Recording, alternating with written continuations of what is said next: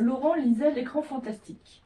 En 1978, il achetait déjà par correspondance les fanzines Mad Movies, avant qu'ils ne deviennent une revue vendue en kiosque, Zombiezine de Pierre Patin et Le Fantasme de Christophe Lemaire, composé uniquement de critiques de films qu'il voyait au Brady. En 1979, la première fois qu'il est venu à Paris pour une journée avec son frère, sa première idée, c'était « On va au Brady se faire un double programme et ensuite à la librairie Movie 2000, nos lieux de pèlerinage. » Crois-le ou non, mais pour moi, dit-il non. C'était un rêve qui se réalisait. Tout ce que j'avais lu dans des fanzines et des revues, j'allais le voir en vrai. Pendant des années, j'ai acheté le Pariscope à Soissons, juste pour contempler ce qui passait dans ces salles. Je ne pouvais pas y aller, mais ça me faisait rêver. Les titres dégoulinaient, les couleurs criaient, les expressions exagéraient, les visuels hallucinatoires des affiches outrancières, souvent belles, lui faisaient fantasmer les films. Il avait dû marcher 7 kilomètres pour assister à une séance de King Kong contre Godzilla à Soissons. Entre 7 et 15 ans, il a accès à très peu de films. Nous n'étions pas gavés comme maintenant, donc il devenait extraordinaire. En province, au lycée, je finis celui-là, il a le choix entre ceux qui aiment Belmondo, Delon, et ceux qui préfèrent De Funès et Les Bronzés. Et donc ce fameux personnage de Laurent, le bistophile, il est ici parmi nous aujourd'hui. Et on a aussi la chance d'avoir avec nous l'auteur du récit. Donc on a une espèce de mise en abîme en fait, aujourd'hui, un truc un peu hallucinatoire. Et Jacques Torrance qui est là aujourd'hui et qui a écrit ce récit. Voilà, et on lui demandera sans doute, nous on se disait, de nous dédicacer le bouquin à la fin, avant qu'on le remette dans les rayons, comme ça on aura un exemplaire dédicacé à la bibliothèque Malraux. Voilà.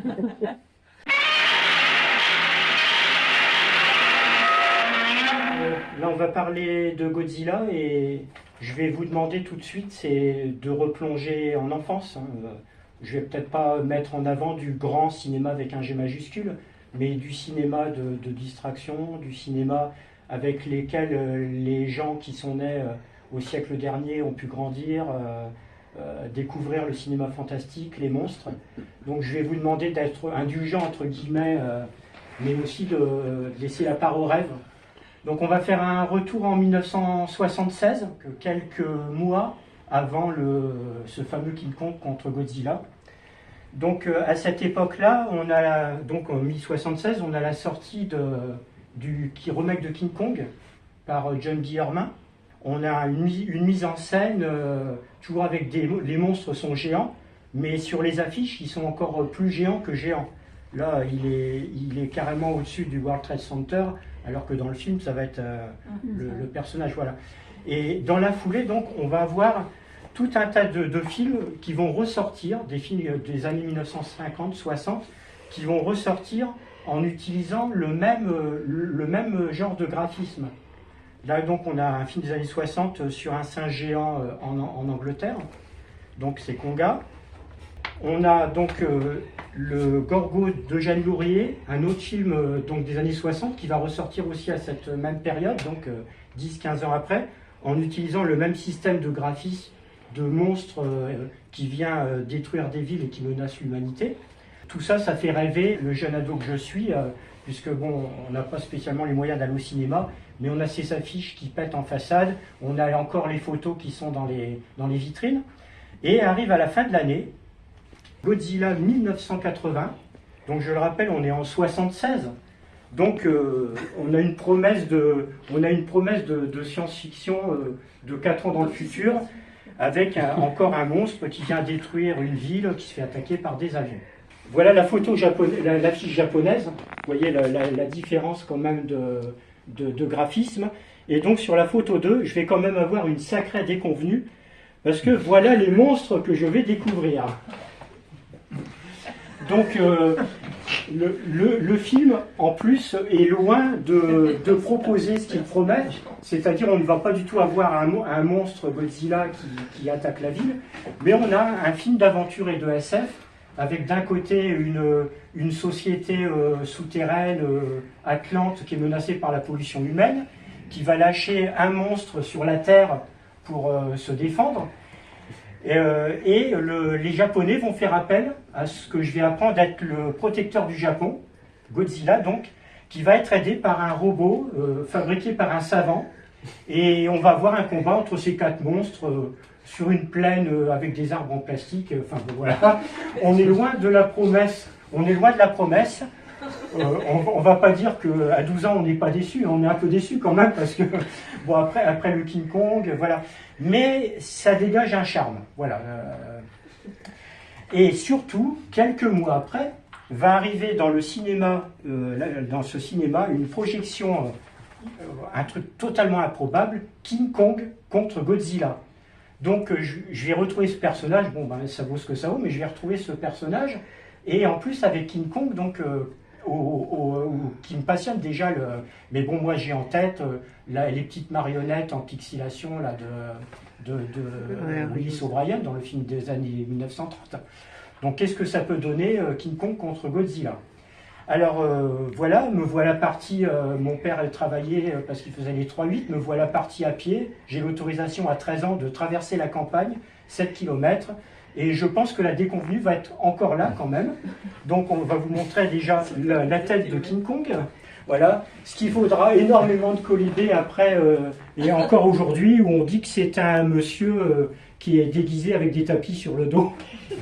Mais bon, voilà, en tout cas, et alors la deuxième déconvenue, c'est que le film, enfin pour le jeune qui découvre le cinéma de l'époque, c'est qu'on va avoir le droit en fait à ce que j'appelle un vieux film à l'époque. En fait, c'est un film de 1962, donc qui a déjà une quinzaine d'années, et il fait partie de cette vague de vieux films qui ressortent avec 15 ou 20 ans de retard, à la différence que lui est inédit. Il n'était jamais sorti du tout en France. Donc je pense que ça va être une découverte quand même pour beaucoup de gens de mon âge et d'autres. Voilà. Donc je vous ai dit d'avoir été un peu déçu par la découverte de ces personnages, où on voit que ce sont donc des gens en fait qui sont costumés, qui se battent, qui ont l'air de personnages en plastique entre guillemets. Mais grâce donc au fanzine Mad Movies que je vais pouvoir me procurer à l'époque par correspondance. Donc c'est une revue qui existe toujours en kiosque aujourd'hui, qui existe donc depuis 1971, qui jusqu'au numéro 22-23 n'était en vente que auprès de la boutique ou de celui qui faisait la revue, Jean-Pierre Puters. C'est-à-dire ce sont des textes tapés à la machine, photocopiés et tirés à moins d'une centaine d'exemplaires en général. Et donc je vais, sur la foi de l'affiche du cinéma, du film que j'ai vu au cinéma, je vais commander ce spécial Godzilla. Et au miracle, donc à l'intérieur, il y a un énorme dossier qui va me préciser que Godzilla a été créé en fait en 1954, un film en noir et blanc, qui là pour le coup est bien un film comme King Kong, c'est-à-dire l'apparition d'un monstre. Là, suite aux essais nucléaires et donc de façon métaphorique, suite au bombardement de Hiroshima et Nagasaki. Et donc c'est bien une menace de Tokyo par un monstre, avec les gens qui s'enfuient et tout ça. Et après, donc quelques années après, on va voir le combat de Godzilla contre King Kong. Moi, dans ma tête, je ne sais pas vraiment pourquoi on est passé de ça au combat contre Godzilla, contre King Kong.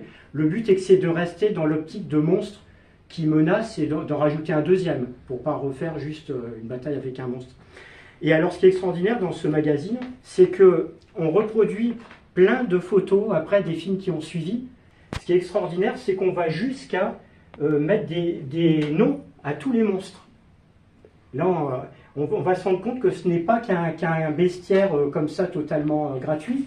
En fait, les artisans de la série qui commencent à naître vont à chaque fois donner un nom au personnage qui affronte Godzilla. Et sur le modèle de King Kong contre Godzilla, on va voir Godzilla contre tel monstre, Godzilla contre tel autre monstre. Et sans en avoir vu aucun, je vais commencer, parce que je suis passionné par les monstres, les collections, à 14-15 ans. On apprend tous les noms un peu, c'est ce qui se fait encore un peu aujourd'hui avec, je pense, les Pokémon, avec toute cette mode en fait du Japon qui vient créer toute une mythologie autour d'un personnage central. Du coup, malgré la relative déception qu'on peut avoir eue, je vais avoir envie de voir d'autres films. Et là, c'est là qu'on va se rendre compte qu'on est au début d'une galère. Voilà, parce que les films vont être très mal diffusés ou invisibles. Alors déjà, je vais vous montrer sinon quelques autres monstres. Un des monstres les plus emblématiques, c'est Mothra la mythe. Alors en général, au début du film, elle apparaît sous la forme d'une larve. Voilà, donc c'est une espèce de... Donc c'est un gros monstre en caoutchouc qui bouge. Hein, c'est une marionnette, en fait. Hein, et donc qui va se transformer en une mythe. Donc c'est un personnage mythologique qui vit sur une île. Donc en fait c'est un joli papillon, voilà, ça sera un des premiers monstres vraiment très connus au Japon, qui va être aussi connu a priori que Godzilla, donc Mothra. Et ce personnage aura le droit par ailleurs à une série en parallèle à son nom. En fait, on va se rendre compte, bon, il y a des monstres inspirés des animaux. Il y a des monstres inspirés de personnages mythologiques, comme le suivant, qui est Ghidorah, qui est un dragon. Voilà, sa particularité, il a 3 têtes, mais il n'a que 2 queues. Il n'a pas 3 queues. Voilà. Et après, on a aussi des monstres de pure science-fiction, puisque Godzilla aura le droit à son pendant mécanique créé par un des savants fous, le bien nommé Mecha Godzilla, qu'on verra plus tard. Et donc on va avoir une différente mythologie. On aura aussi des monstres sous la forme de plantes qui ont cru de manière complètement disproportionnée, ou des monstres issus de la pollution. Toujours est-il que Godzilla, donc de première menace, au début je représente la puissance nucléaire, le danger, va devenir le protecteur en fait du Japon contre d'autres menaces. Et c'est là où aussi l'ado des années 1970 va accrocher, c'est qu'en fait on a tout un contexte de genre dans lesquels vont s'inscrire les différents films de la saga. C'est-à-dire on va avoir des histoires d'invasion extraterrestre. Les extraterrestres manifestants, bon, ils sont dans leur soucoupe volante là-haut, ils sont derrière leur tableau en carton-pâte comme dans tous les Star Trek, mais ils vont lâcher un monstre sur Terre. Donc on va voir, comme dans Godzilla 1980, une peuplade sous-marine qui, pour protéger donc de la menace des essais nucléaires en haute, vont envoyer une créature sous-marine qui va monter sur Terre. Donc à chaque fois, on a un thème, on va avoir un thème donc de science-fiction, un thème d'aventure avec des explorateurs qui vont découvrir une Terre comme chez Jules Verne, ou dans laquelle il y a un monstre. Et chacune des menaces, à chaque fois, donnera l'obligation à Godzilla d'être rappelé, parce que Godzilla souvent, aussi c'est ce qui m'avait déçu dans le premier film, c'est qu'on va peut-être attendre une heure et quart avant de le voir. C'est le bouquet, le feu d'artifice final, on va voir des menaces, des destructions, mais qui ne sont pas de son fait à lui. Lui, il arrive à la fin, c'est un peu le Deus ex machina, il revient mettre de l'ordre dans tout ça. Voilà, en sachant que c'est un personnage menaçant quand même, c'est-à-dire à aucun moment l'armée ou on n'aura pas prise sur lui, c'est quand même une force de la nature. Donc quand il se bat avec les monstres, vas-y que je t'écrase les villes, et à la limite les humains ne sont que... voilà, que c'est des dommages insectes collatéraux. Voilà, faut avoir ça en tête aussi. C'est on est quand même dans des films de destruction. On garde la notion de destruction, de menace. Voilà. Donc j'ai dit l'espionnage. Alors on aura même dans des Godzilla plus tardifs, dans les années 1980, des intrigues d'espionnage à la James Bond, avec des gens qui se battent pour une formule, pour fabriquer un monstre, une créature. Et on aura carrément aussi un moment dans les robots, une copie d'un Terminator, par exemple. Il y a un homme qui se présente finalement à être un androïde. À un moment, il prend même feu, il a la moitié du visage qui fond. On a aussi des copies sur des choses qui marchent. Alors après, il faut accepter le principe. On est au premier degré, mais en même temps, on n'est pas dupe de ce qu'on voit en grandissant, je parle. Parce que donc de plus en plus, c'est les enfants qui seront attirés au Japon par les films de cette saga. Donc, indépendamment du genre, il y a aussi des figures auxquelles l'adolescent peut s'accrocher, parce qu'on a toujours des savants, on a toujours des militaires, on a des bureaucrates en costume cravate, on a un savant qui fume la pipe, on a le capitaine du cargo qui emmène les citadins à la recherche. Donc, c'est aussi des personnages super emblématiques problématiques qu'on a découvert en apprenant à lire. On est quand même dans du Jules Verne, du Conan Doyle, du Edgar Rice Burroughs. On reste vraiment dans des choses qui permettent d'accrocher et sans second degré, sans cynisme. Enfin, moi, je le vois comme ça. C'est-à-dire, c'est vraiment du film d'aventure. Voilà. Alors maintenant, une fois qu'on a présenté tout ça, donc on a envie de voir les films, comme je le disais, mais il va falloir pouvoir identifier les films. Et à part donc un film qui sort à l'époque, le Godzilla 80, et celui-ci qui sans ambiguïté s'appelle Godzilla contre Mechanic Monster, donc qui attaque ce personnage, tous les autres films, donc qu'ils aient 15, 5 ou 10 ans, vont tous être lâchés sur les écrans à cette époque-là, mais essentiellement donc dans des petites salles de province ou des salles de quartier comme le Brady, et avec des titres totalement, on peut dire, fantaisistes par rapport à Godzilla. Par contre, ce sont des titres qui vont, quand je vais vous en dire quelques-uns, vous évoqueront des titres de titres d'aventure, de science-fiction. Alors par exemple, on a Invasion Planète X, on a La planète des monstres, on a Les monstres du continent perdu, un que j'adore, Objectif Terre, Mission Apocalypse. Alors à l'époque, on voit des tas de monstres sur les affiches, mais il faut arriver à deviner que c'est Godzilla. Heureusement, donc, on aura notre Man Movies pour les quelques dizaines de personnes qui l'ont eu, ou d'autres, parce qu'à l'époque, donc, pas d'internet, pas de VHS, rien. Donc c'est au petit bonheur la chance. Ah zut, ils ont passé ça la semaine dernière, j'ai loupé quand on avait les moyens. Voilà. Et après, donc des films comme Le Motral, à la mythe contre Godzilla, ne sortira carrément qu'en 1995, c'est-à-dire plus de 30 ans. Et lui fera partie d'un cycle visage du cinéma japonais, présenté dans une salle d'arrêt d'essai au quartier latin, avec des films de samouraï ou des films de fantômes des années 50. On aura le plaisir de découvrir la mythe géante. Voilà. Alors là, oui, j'ai oublié de vous montrer le fils de Godzilla quand même, parce qu'il a eu un fils à un moment. Donc voilà, je vous présente Miniya. Voilà. Est-ce qu'on connaît la maman parce que... Ah non, bah non, c'est ça. Il sort d'un œuf, mais... Voilà, il sort d'un œuf, donc il arrive à la cuisse de Godzilla, il sort d'un œuf, et donc Godzilla... Alors il y a aussi les monstres, leurs armes en général, c'est cracher des éclairs sur le mode du dragon, et donc il y aura des scènes mémorables, alors là c'est pour les enfants, où Miniya, en essayant de cracher des flammes, se contentera de faire des ronds de fumée, comme un monsieur qui fume. C'est très drôle, c'est très joli. Voilà. Et donc le film est sorti en France, c'est le fameux La planète des monstres. Tout le monde aura deviné que c'était le fils de Godzilla. En tout cas, voilà. Et on se rendra compte qu'en fait, va apparaître une terre mythique au Japon, l'île aux monstres, où tous les monstres que je vous ai présentés et d'autres en fait vivent en communauté sur cette île, et à chaque fois qu'on aura besoin d'eux, on va aller les chercher sur l'île, ou quand les extraterrestres de mauvaise intention arrivent, on jette des rayons hypnotiseurs sur l'île, les monstres deviennent fous et attaquent, et à la charge de Godzilla de rétablir leur temps. Voilà. Voilà. Alors, en fait, ce que vous avez vu, ce sont donc des gens dans des costumes, en fait. Donc, je pense que vous l'aurez deviné.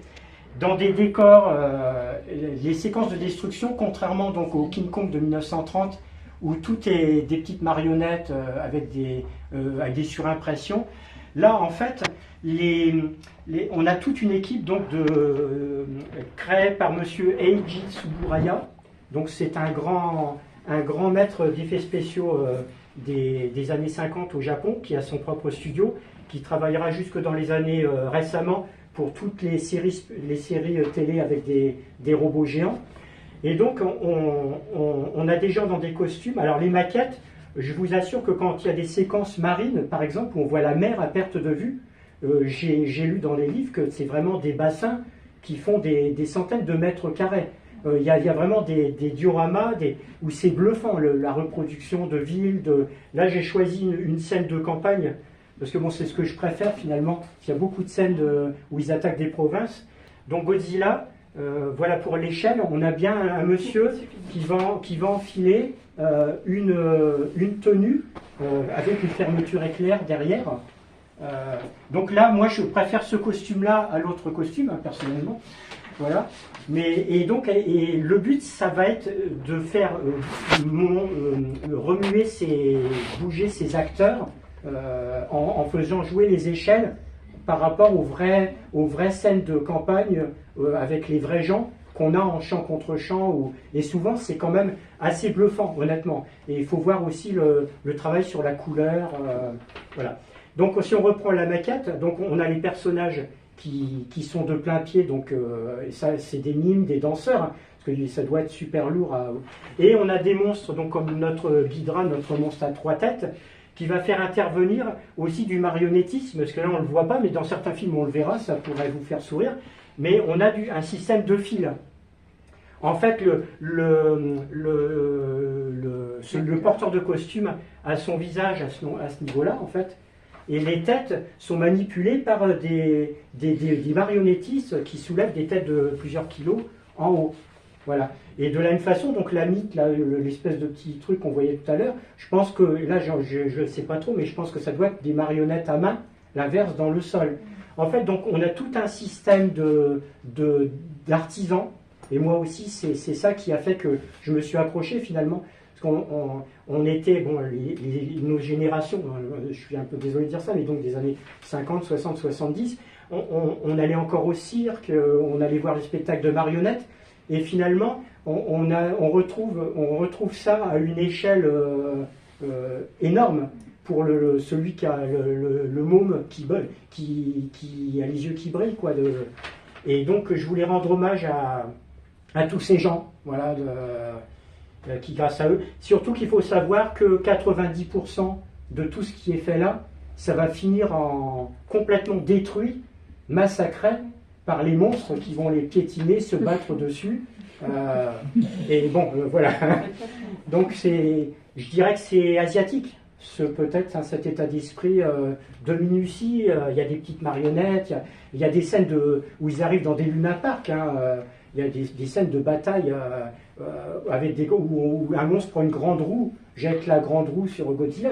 C'est impressionnant. On voit c'est comme si le cascadeur était pris sous un château d'allumettes, je ne sais pas quelle taille il fait, mais c'est vraiment impressionnant. Voilà. Alors, au fur et à mesure qu'on va avancer, obligatoirement, donc, je vous disais, au bout de 10, 15, 20 ans, on va viser les enfants. Et il est un fait que ça va finir par devenir un peu drôle aussi. Et les combats, souvent, on va quand même avoir parce qu'il y a une autre passion au Japon, c'est le catch, comme au Mexique. Et en fait, dans les années, au milieu des années 1970, les combats vont devenir une espèce aussi de mise en scène de combat de catch. C'est-à-dire, il y a l'équivalent d'un personnage qui reste dans un coin, l'autre dans un autre coin, avec deux personnages qui se passent au milieu, puis quand un est trop fatigué, il va prendre le relais, et à la fin, on a tout le monde sur le ring, et c'est vraiment, vraiment cela. Hein, voilà. Voilà, donc sinon, donc, à part Eiji Tsuburaya qui a fait qui dirige l'équipe de maquette. Donc il y a le réalisateur Inichiro Honda, auquel je veux rendre hommage, donc qui a créé le premier film. J'ai pas de photo de lui, mais donc qui a mis en scène le premier Godzilla donc de 1954. Et tu l'as, c'est génial, merci Joseph. Voilà, c'est un monsieur qui était déjà assez âgé, qui a beaucoup œuvré dans la science-fiction japonaise, hein, qui a fait des films de monstres, mais aussi des films Matango sur une île avec des champignons géants, tout un tas de choses, et qui aura œuvré jusqu'au Godzilla catcher. Il n'a pas du tout dit ah non, bon, je ne sais pas son esprit derrière, mais comme japonais, peut-être il a persévéré à travailler avec donc d'autres réalisateurs.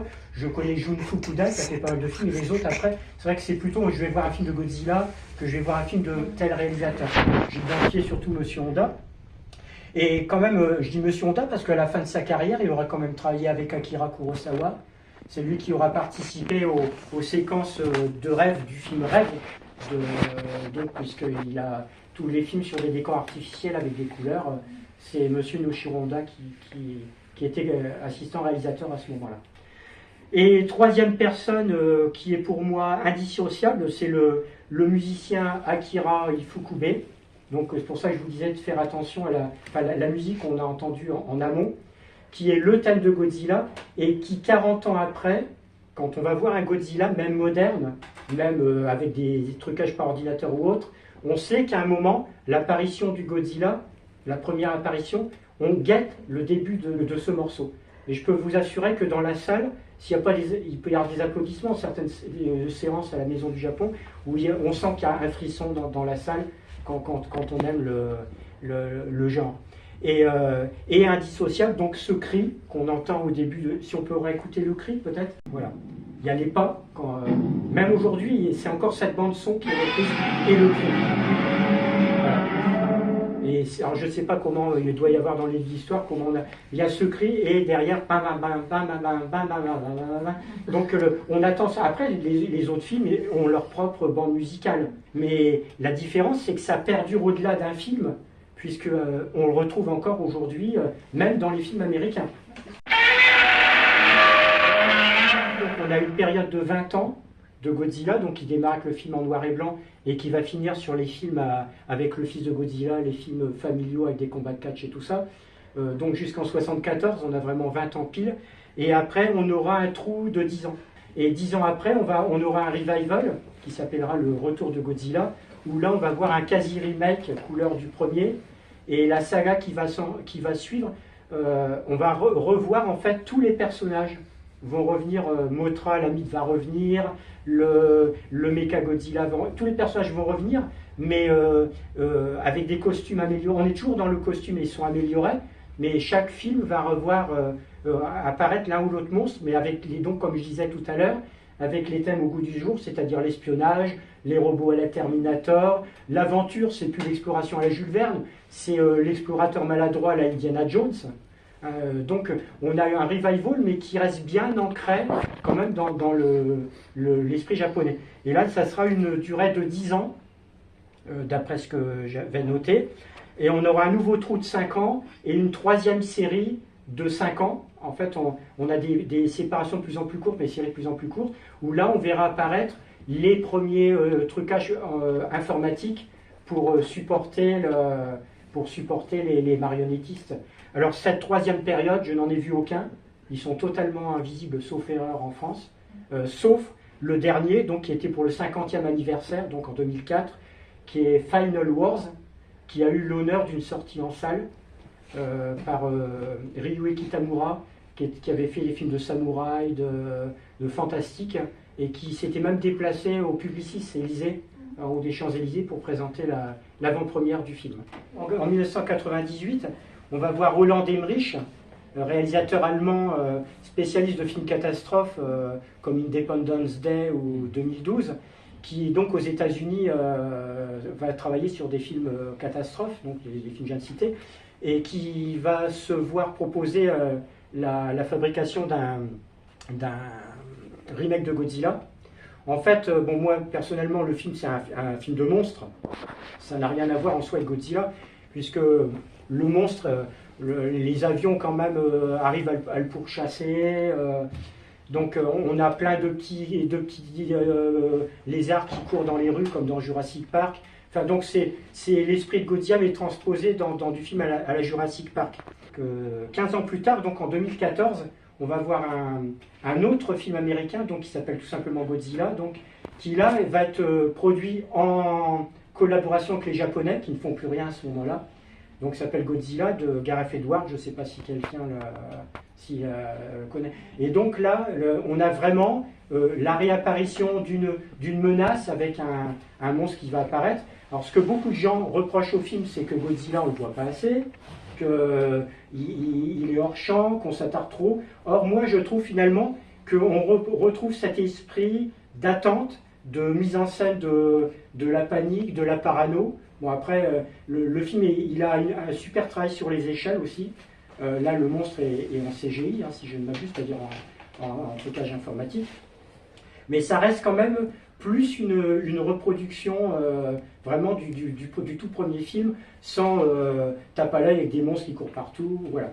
Et le film suivant, qui sera fait par l'équipe américaine, donc Godzilla King of Monsters, verra réapparaître donc de façon détournée l'île aux monstres, avec tous les principaux monstres, même s'ils ne font que des apparitions fugaces, qui dans un brouillard, on verra la naissance de Mothra. Ça va beaucoup parler aux anciens comme moi, et je trouve que là encore, quelque part, l'hommage est là, Bon, après, on appréciera si on ne connaît pas ou pas la série de façon différente, mais il rend bien hommage aux séries japonaises. Et en fait, il y a 3 films qui vont être faits par les Japonais à cette époque-là, en 2017 et 2018, mais ce sont des productions Netflix, et ce sont des dessins animés. Mais pour la personne voilà, qui a maintenant, que je suis devenu, je suis obligé de dire je, hein, qui a grandi et autres, je vais super apprécier cette trilogie, parce que ce sont 3 films qui se suivent, qui s'appelle Planète des monstres, qui reprend un des vieux titres, qui s'appelle La ville de l'aube du combat et le dévoreur de planètes. Donc qui sont vraiment des vrais films de SF, de science-fiction, qui se passent dans un futur très lointain où la Terre a été ravagée par toutes les catastrophes écologiques possibles et inimaginables. Les humains ont fui dans l'espace, finalement ils voient que c'est pas viable, ils vont vouloir revenir sur Terre. Et là, donc, dans le premier, Godzilla, c'est vraiment un représentant, j'espère pas dire de bêtises, Godzilla il va vraiment représenter la nature. On va voir autant la nature matérialisée, la forêt vivante, on va sentir la forêt vivante au même titre que le monstre. Le deuxième, le mécanique, le Mechagodzilla, le mécanique monster, va être représenté par un complexe industriel qui a participé à la population. Donc on a son mécanique. Et le troisième, qui est un film avec une menace qui vient de l'espace, on retrouve donc Ghidorah, le monstre à 3 têtes, qui va être matérialisé par un ensemble de 3 étoiles, de 3 novas. Et donc et c'est de la science-fiction qui avec beaucoup de charabia scientifique, enfin moi que j'ai apprécié personnellement, des discussions aussi philosophiques très japonaises sur le sens de la vie. Mais on a une évolution de Godzilla à laquelle je ne m'attendais pas, et que je pourrais conseiller même à ceux qui ne connaissent pas la saga. Et puis bon, dernièrement, on finira sur la réapparition de King Kong contre Godzilla, mais dans le contexte purement américain et purement fantaisiste. On est là complètement pour s'amuser.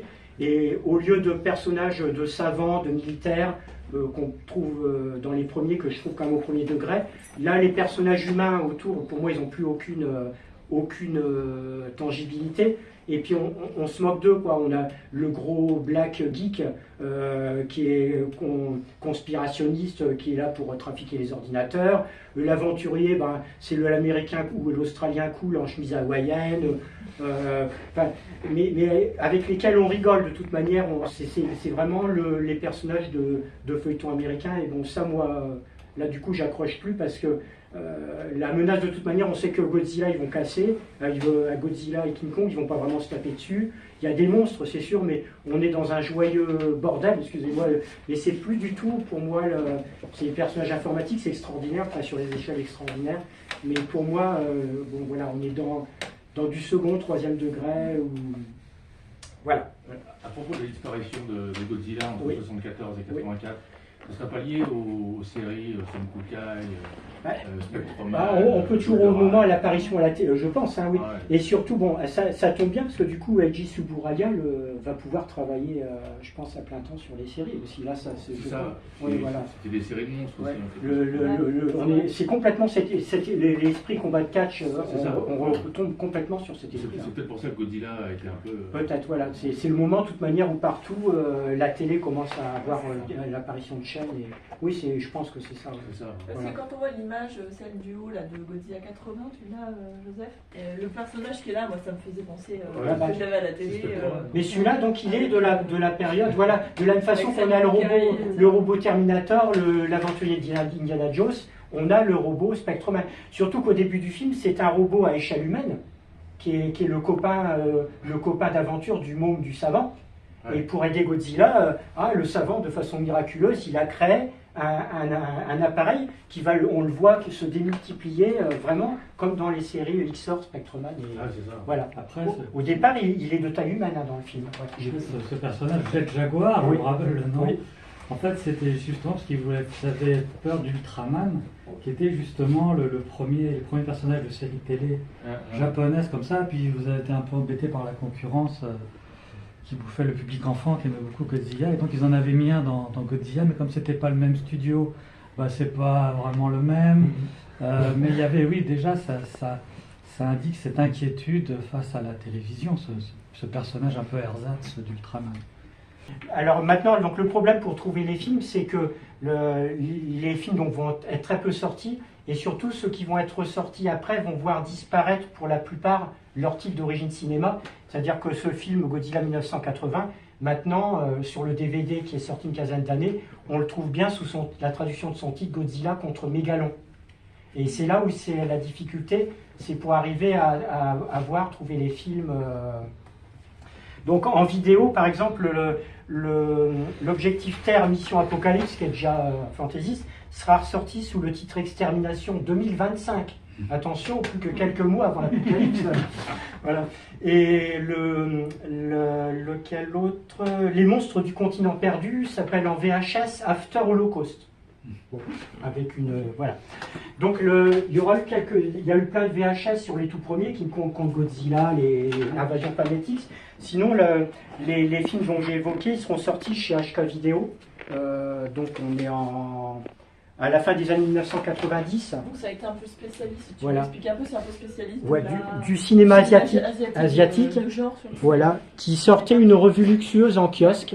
Si on peut montrer la photo, voilà. Ils sont tenus comme une dizaine de numéros, une série luxueuse en kiosque, donc papier glacé, assez grande, qui était vendue avec une VHS. Il doit y avoir une dizaine de titres, avec les premiers titres qui leur plaisaient, qui ont été conservés, et les autres où Godzilla compte. Et donc c'était quand même des jolies cassettes brillantes, avec un rabat et un historique de la série.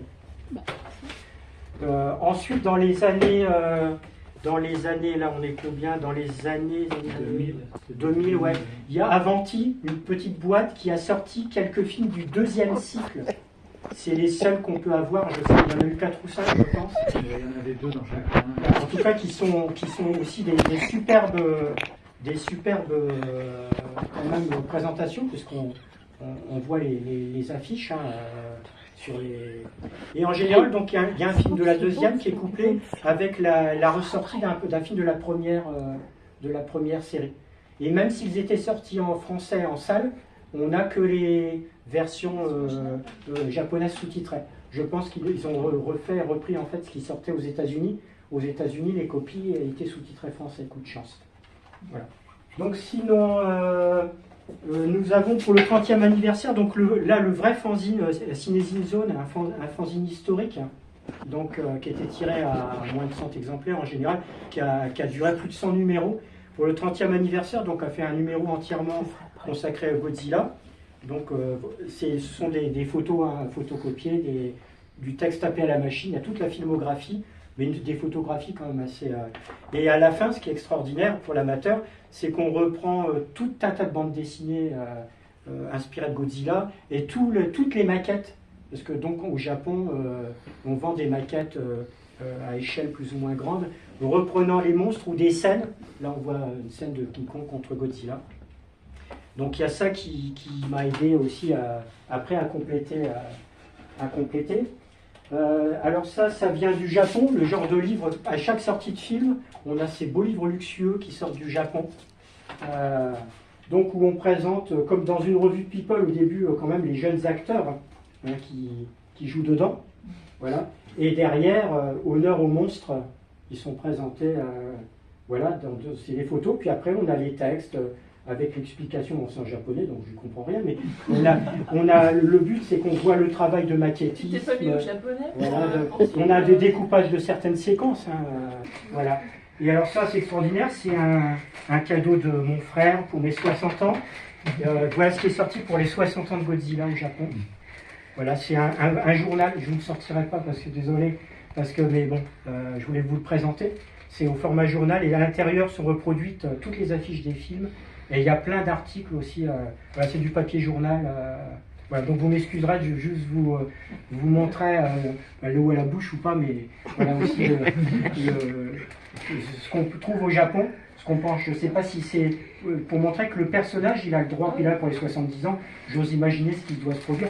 Et donc on a vu avec mon frère qu'ils avaient émis des médailles pour chaque dizaine d'anniversaire, des médailles à l'effigie de Godzilla aussi. Argent, or, voilà. J'en ai pas. Vous pouvez montrer le verso, s'il vous plaît. Voilà. Ça, voilà, le genre d'affiche fait par des artistes. Voilà. Il y a beaucoup de choses comme ça dans ce journal. Voilà. Bon, alors, on va finir sinon sur les... Je vais vous présenter quelques objets éventuellement de mes collections, des choses. Et puis, voilà aussi, alors, on trouve des personnages, voilà, c'est des petits personnages en plastique, il y a comme la queue qui bouge et les pattes, mais qui reproduisent. Et sinon, donc, il y a surtout une bande dessinée qui est incroyable, 18 numéros faits par Marvel Comics dans la fin des années 70. Donc ça, c'est la couverture du recueil. Donc, qui est dessiné par un des dessinateurs de l'incroyable Hulk à l'époque, donc spécialiste de choses colossales, et il rencontrera quelques super-héros Marvel au cours des épisodes. Hein. Voilà, il y a la notion. Voilà. Et pour finir, donc on a un roman qui est assez récent, hein, en fait, qui a été écrit par un japonais à partir du scénario de base, qui est sorti il y a quelques années, donc qui est disponible en français. Voilà, et ensuite il est où celui-là, voilà, qui m'a été offert par un bon ami, donc qui est un livre paru à l'édition belge. C'est un petit essai d'une 50aine de pages, Le Maître des miniatures, écrit par Jim Shepard, donc sur une maison d'édition belge, et qui fictionnalise les jours précédant la création, la vie de Eiji Tsuburaya, c'est-à-dire le créateur de Monstres, qui fictionnalise sa vie de famille et comment il est en train de penser au monstre alors qu'il doit s'occuper de sa famille. C'est un petit essai de 70-80 pages qui est une curiosité. Et moi, je trouve arriver des choses comme ça aujourd'hui, bon, c'est agréable. Le dessinateur s'est mis en tête de faire la coupe anatomique de tous les monstres. Les monstres mécaniques on voit comme on voyait nos trucs d'anatomie, nos cours. Et ça, c'est une illustration de ce livre. Voilà, aussi. Nous, on a reçu ça de la Maison de la Culture du Japon. Effectivement, merci beaucoup. Vous les avez en sortant si vous voulez les récupérer. Donc, qui fête aussi les 70 ans de Godzilla. Les kaiju et les kaiju en général. Voilà. Les élargissent évidemment ce kaiju. Donc, il y a une conférence là aujourd'hui. Hein, pour ceux qui veulent y aller, c'est tout de suite, je crois, parce que je crois que c'est à 17h. 17h. Là, je ne sais pas s'il reste des places. Et il y a une rétrospective avec pas mal de films. Et il y aura effectivement aussi un Godzilla Day, une journée consacrée à Godzilla, à la Cinémathèque, dans le cadre de ces 70 ans. Au mois de novembre, je crois. Voilà, donc si vous voulez récupérer... C'est vraiment le jour anniversaire. Le 3 novembre, c'est le vrai jour anniversaire voilà, de sortie au Japon en 1954. Si vous voulez récupérer des prospectus, vous les avez là. On a concocté, c'est surtout Joseph qui l'a mis en page, une petite filmo sur le Kaiju Mega, ce qu'on trouve ici à la bibliothèque André Malraux et sur le réseau en général, donc surtout les films. Il y a les deux premiers il y a Godzilla aussi en fait. Quelques livres, donc vous avez une table de présentation, vous pouvez vous servir et emprunter si vous avez la carte.